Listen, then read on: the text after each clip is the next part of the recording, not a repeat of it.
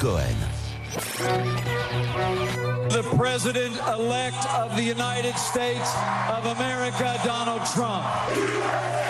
C'est ça la grande leçon, c'est une leçon de liberté. Si les peuples réservent autant de surprises dernièrement aux élites, c'est parce que les élites sont complètement déconnectées. Cette élection américaine ouvre une période d'incertitude. Je veux être le porte-parole de la majorité silencieuse qui dit maintenant « ça suffit ». Je dis non à la démagogie qui dresse les Français les uns contre les autres. Mon rêve, c'est de réconcilier ces deux France en disant la vérité, qui est le contraire du populisme. RTL dimanche soir. Le MacPaul. Voilà, florilège de réactions politiques françaises à l'élection de Donald Trump. Et c'est de là qu'on va partir pour notre débat de ce soir. Olivier Mazerolle, vous êtes bien sûr toujours avec nous, en compagnie de Guillaume Roquette du Figaro. Bonsoir. Bonsoir. Et de Christophe Jacubizine de LCI. Bonsoir. Bonsoir. Alors, nous ici, je vous apprends rien. On a eu une élection présidentielle dans 6 mois. Est-ce qu'un coup de tonnerre politique analogue à celui qu'a été l'arrivée de Trump à la Maison-Blanche peut se réaliser ici, Guillaume Roquette? Aujourd'hui, ça paraît peu évident pour au moins 2 raisons. La première, c'est que Donald Trump était l'outsider parce qu'il parlait contre le système. Mais il était en même temps dans le système. N'oublions pas qu'il avait été investi par l'un des 2 principaux partis. En France, on compare souvent Marine Le Pen à Donald Trump, mais Marine Le Pen, elle n'a pas été investie ni par le Parti Socialiste, ni par les Républicains. Puis il y a une deuxième différence, c'est qu'il y a un taux d'abstention très élevé aux États-Unis qui donne une grande incertitude sur les campagnes présidentielles. Il y a presque un Américain sur 2 qui vote pas à la présidentielle. Donc tout ça faisait que le terrain était peut-être plus mouvant qu'il ne l'est en France aujourd'hui. D'accord, Olivier Mazerolle? Moi, je crois que ça peut jouer dans les 2 sens. Ça peut désinhiber les électeurs qui peuvent se dire, après tout, maintenant, si les Américains se payent le luxe d'élire Donald Trump, pourquoi nous, on n'irait pas voir ailleurs? Parce qu'il y a quand même, en France, une grande envie de donner un coup de pied dans la fourmilière et de se débarrasser d'un certain nombre de politiques connus. Que ce soit juste ou pas, la question n'est pas là. Ce sentiment, il existe. En même temps, on voit que les premiers jours de Donald Trump, président élu, comme dit François Hollande, sont assez balbutiants. Donc, que va-t-il faire concrètement, réellement? Ça va être important pour que les électeurs français, peut-être, se décident au mois de mai prochain. Donc, les mois à venir seront à suivre. Néanmoins, est-ce qu'une digue a sauté, Christophe Jacubizine? Oui, moi, je pense que l'effet est... Enfin, je suis pas sûr qu'il y ait un effet Trump, pas du tout d'ailleurs. En revanche, je sais que pour l'élection présidentielle, on a beaucoup d'étapes où on peut avoir beaucoup de surprises. C'est-à-dire qu'on est à 1 semaine de la primaire de la droite et on commence à se poser la question, même entre nous dans le couloir, on disait quand même, la montée de Fillon, jusqu'où ira-t-il? Est-ce qu'il aura assez de temps pour se qualifier? Voilà. Après, il y a, est-ce que cette semaine, Emmanuel Macron va enfin être candidat? Après, il y aura la gauche. Est-ce que François Hollande, dans 3 semaines, annoncera qu'il est candidat ou pas? Et est-ce qu'il se fera balayer, s'il l'est, par un Arnaud Montebourg, par exemple, lors de la primaire? Il y a plein d'occasions pour les Français pour faire état et dire leur ras-de-bol et effectivement, comme le disait Olivier, peut-être rabattre les cartes. Alors, l'effet Trump, je trouve ça n'a aucun rapport, effectivement. Nous, on vote à 80% en France pour l'élection présidentielle, les Américains à moitié. On sait très bien pourquoi les sondages se sont plantés. C'est parce que effectivement, il y a beaucoup d'électeurs qui devaient aller voter qui sont pas allés, des électeurs qui ne voulaient pas voter qui sont finalement allés. Bref, c'est pas du tout le même contexte. En revanche, là où je suis pas d'accord avec Guillaume, c'est sur l'issue finale, le match du second tour de la présidentielle. Là, il peut y avoir une surprise quand même. Parce que Marine Le Pen, si elle a plus avantage. On ne sait pas face à qui Marine Le Pen sera. Voilà. Et comme tout est chamboulé avant et qu'on peut avoir des choses absolument pas prévues, Marine Le Pen face à Monsieur X, je ne sais pas ce que ça peut donner. Moi. Ça avantage uniquement Marine Le Pen ou ça avantage d'autres extrêmes, entre guillemets? Un Mélenchon, il peut émerger, Olivier Mazerolle, de ça? Il va pas vraiment en profiter parce que Donald Trump, on voit bien sur quoi il surfe, il refuse l'immigration.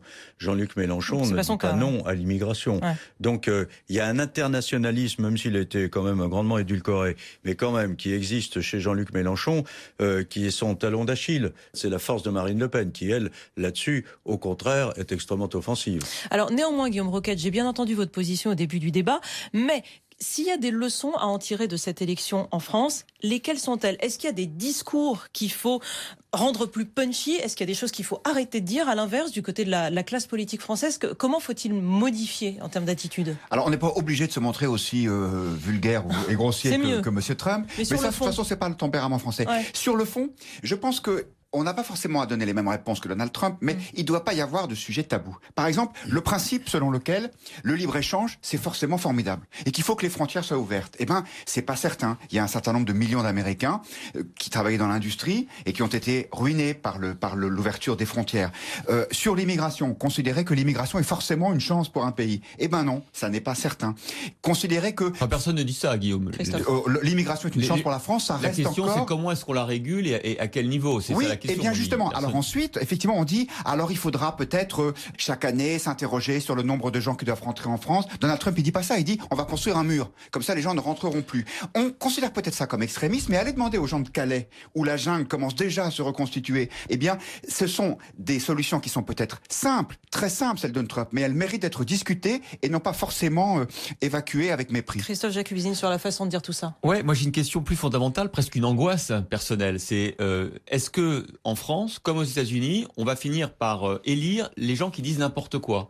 Est-ce que les Français ont un niveau, pardon de le dire, mais d'acculturation, d'égoïsme, etc., suffisant pour faire comme les Américains, c'est-à-dire, franchement, Trump, héros de la télé-réalité, il a dit des horreurs sur les femmes, sur les minorités, pendant toute la campagne. Alors bien sûr, on peut dire, comme Guillaume, pardon Guillaume, bon, mais on comprend, au moins, il n'y a pas de questions taboues. Le problème, c'est pas que les questions, elles sont pas taboues, tu as raison, Guillaume.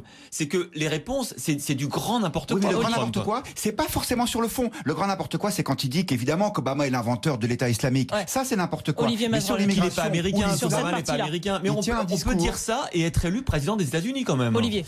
Oui, mais la question est de savoir si finalement ceux qui ont voté Trump adhèrent à ses idées ou si tout simplement ils ont voulu aussi manifester un ras-le-bol. Trump, il a surfé sur un sentiment raciste qui existe aux États-Unis. Le problème de la communauté noire et latinos n'est pas réglé. Sur un machisme aussi qui existe aux États-Unis. Le problème des relations hommes-femmes n'est pas réglé. En France, je ne pense pas qu'il y ait un racisme aussi gigantesque que ça. Et les questions des hommes-femmes, bon, il y a encore certainement aussi des avancées à opérer. Mais si on veut que les électeurs votent pour des gens qui racontent n'importe quoi, eh bien, il faut continuer à faire ce que les politiques ont fait jusqu'à présent, c'est-à-dire pleurnicher sur la montée du populisme, mais ne pas entrer dans le détail et ne pas répondre aux questions concrètes qui sont posées. Et c'est ça qui fait que le populisme monte, c'est ça qui fait qu'au bout d'un moment, l'envie de renverser la table est plus forte que la raison. Et ne pas respecter son programme aussi, c'est ça la grande tare des politiques depuis longtemps, ils ne respectent pas ce qu'ils promettent, ce qu'ils disent qu'ils vont faire. Et effectivement, c'est l'écueil entre la campagne présidentielle et l'élection. Merci messieurs d'être venus débattre de cette élection de Donald Trump et de ses suites. Merci à Christophe Jacubizine. Proprement dit du jour n'est pas politique puisque c'est les commentaires, c'est les commémorations des attentats du 13 novembre. On en parlera tout à l'heure, juste après 18h30 avec vous et avec le replay du grand jury. Mais on va commencer par l'actualité, les sondages hier de la semaine, on va le dire comme ça. On est à une semaine maintenant du premier tour de la primaire de la droite et du centre. Et on a sur la table un sondage Odoxa publié vendredi soir. Alors Alain Juppé en est toujours le favori, mais il baisse très sérieusement. Il perd 7 points alors que François Fillon, lui, grimpe de 9 points. Ça veut dire quoi? Il y a un vrai mouvement de fond ou c'est une tambouille statistique cette affaire? Bon, écoutez, j'ai envie de vous dire d'abord qu'on en a marre de la dictature des sondages et qui nous disent ce qu'il faut que nous pensions et quels vont être les résultats. Alors la facilité pour les sondagiers, c'est toujours de nous dire oui, mais on avait prévu à une date X et pas le jour du vote. Oui, bien sûr, comme c'est l'invérifiable, c'est toujours facile à prétendre. Jamais on a vu dans l'histoire des sondages un candidat gagner 9 points en une semaine. Ouais. Alors qu'est-ce que ça veut dire? Ça veut dire que il y a eu, c'est vrai, et on l'a tous senti, on le disait la semaine dernière ici, un mouvement favorable pour François Fillon. Il est en train, on le sent comme ça. Voilà, c'est plus que dans l'air. On l'entend, on le voit, on le ressent et les sondeurs ne le manifestent pas vraiment. Puis subitement, il y a un sondage qui, là, maintenant, nous dit plus 9. Bon, alors, moi, je ne dis pas qu'il y a de la malhonnêteté là-dedans. Il y a simplement le fait que dans le tripatouillage des chiffres, puisque, en fait, les sondeurs ne donnent jamais des chiffres bruts. Ils rectifient ensuite. Absolument. À ce moment-là, ils rectifient sur quoi? Puisqu'ils connaissent même pas l'identité réelle ou de ceux qui vont aller voter. Puis il n'y a pas de référence. Voilà. Bref, voilà. Donc, il faudrait quand même que peut-être les médias, pareil, que nous, on se calme un peu avec les sondages, que, vous savez, quand je parle de la dictature des sondages, c'est quoi? C'est la dictature d'une majorité qui impose une loi. Nous, quand on donne une opinion, on ne donne que notre opinion. Elle peut être totalement erronée, et elle donne lieu à discussion, tandis que le sondage, il vous dit, eh ben voilà le résultat. Alors, qu'est-ce que vous voulez combattre ensuite? Vous abandonnez? Regardez ça, justement, on va continuer de parler de cette primaire à droite. Pas de sondage, mais toujours de chiffres avec les confidentiels du service politique de RTL. Bonsoir Olivier Bost. Bonsoir Florence. Alors on entre dans la dernière semaine de campagne avant ce premier tour, et la tension monte entre les deux principaux rivaux. Oui, dans le camp d'Alain Juppé et dans le camp de Nicolas Sarkozy, les entourages se lancent déjà dans une bataille de chiffres, et ce n'est pas sur les sondages qu'ils s'écharpent. Demain, Alain Juppé fait son zénith de Paris. Nicolas Sarkozy l'avait rempli, c'était il y a un peu plus d'un mois.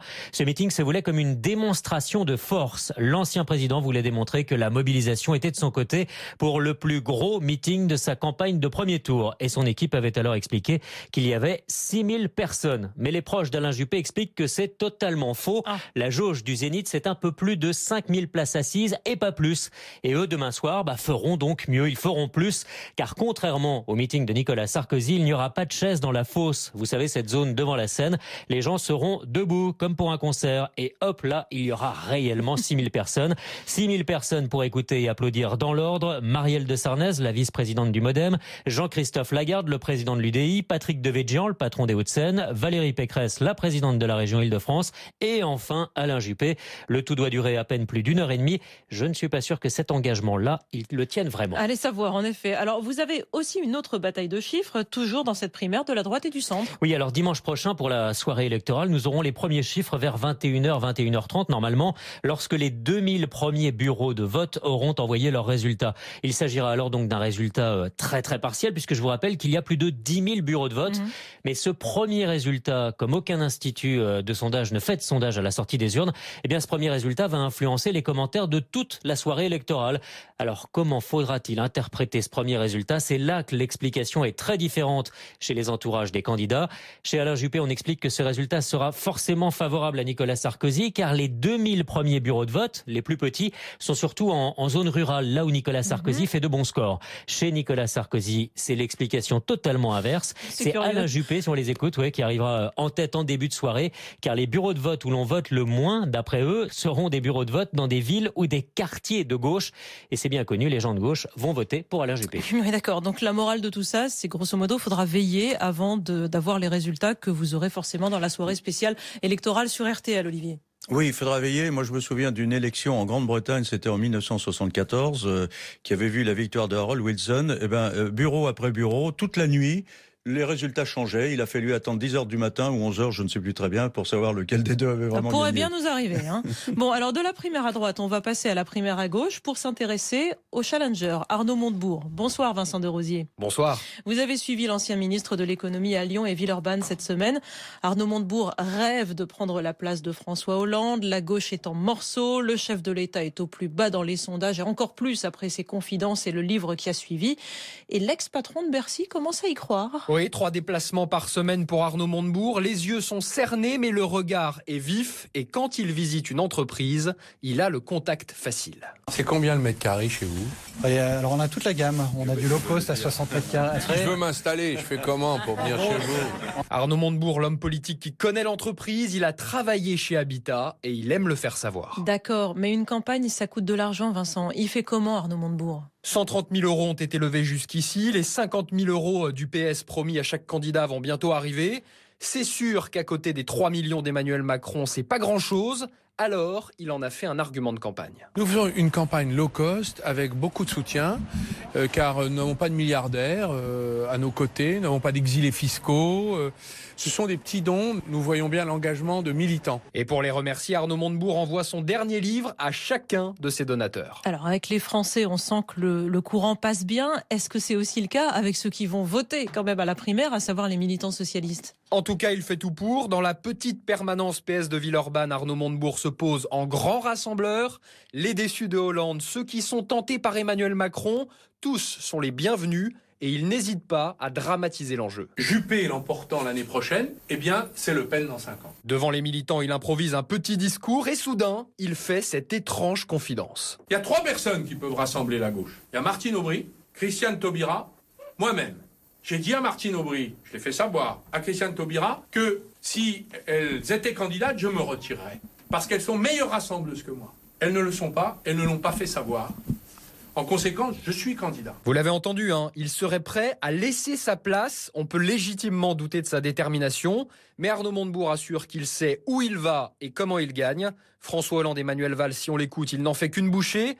Pour y parvenir, l'ancien ministre est devenu sérieux. Fini les bons mots, les envolées lyriques. Il cherche à se présidentialiser, même si le Arnaud Montebourg d'antan n'est jamais loin. J'ai envie de vous dire, demandez le programme.